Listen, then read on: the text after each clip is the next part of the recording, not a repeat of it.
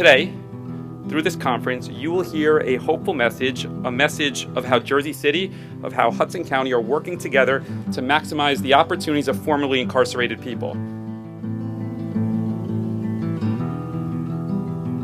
I could not find a place to live in, Steve, don't take this personally, in Jersey City. And it wasn't because of my credit, it was because I was a convicted felon. I just want to say that how you treat people as they're going through the criminal justice procedures has a tremendous effect on whether people believe that they will ever be accepted again. God for the program that you've started. Thank God for, I'll even go a step further, my parole officer today, who's actually a very caring individual, who actually takes time to talk to me on a personal level, gets to know me. You know, thank God that guy is there to make me feel like I am a person and not just a criminal.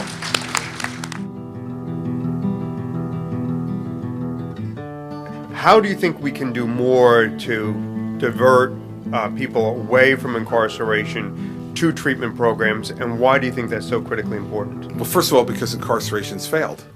But the facts are pretty clear that if you send someone into incarceration with an addiction and you do little or nothing to help give them the tools to deal with that addiction, and then you release them back into society, addicted, why is anybody surprised that they then commit additional crimes in order to feed their addiction? It makes no sense. As you listen to her questions and you hear the answers and you watch the interaction among all of those people, you begin to realize that there is something very special and really inspiring going on in courtroom 2A. The last time those defendants were in that courthouse, lawyers from my office were asking a different judge to send them to prison for a substantial period of time. The last time those defendants were in that courthouse, a judge explained how the things that they had done and the crimes that they had committed required that they receive a meaningful period of incarceration.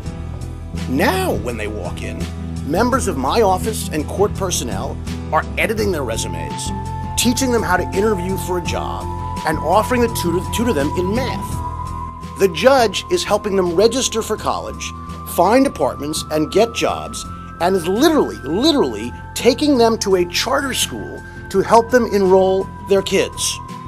Now that they have served their time, those defendants are being asked by lawyers and staff from the same U.S. Attorney's Office that sent them to jail, and by a federal judge working with very dedicated probation officers and public defenders, many of whom are here today.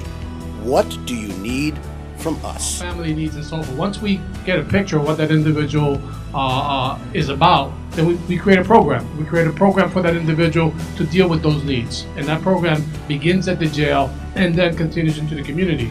I would like to say that I'm glad I went to Hudson County Correctional Facility, because if it wasn't for Hudson County having a program there called Reintegration, I don't know how I would have done it.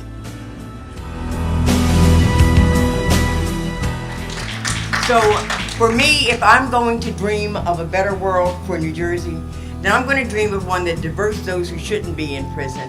I'm going to create a system that is supportive of those who are in prison. I'm going to recognize the significance of having family involvement while you're in prison and preparing you for the exit.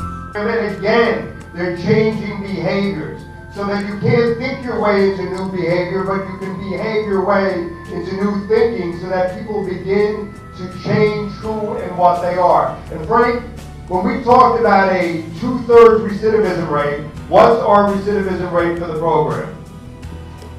The overall rate is 38%, and when we started this program, the recidivism rate in the county was 53%. And what's the program, what's the rate for the women that go through the integrity program? 24% of women who actually go through the treatment program in the jail, only 24% are coming back. And we won't be calling people convicted felons or ex-offenders or ex-cons. We'll be calling them returning citizens, or we'll be thinking about how we would describe to a child the condition of their father. and we would not Skype or FaceTime every prison so people can read bedtime stories to their kids. What? Target? Horizon. Horizon. They're all taking that question off of their applications, and they're seeing people not for who they were, but for who they are now.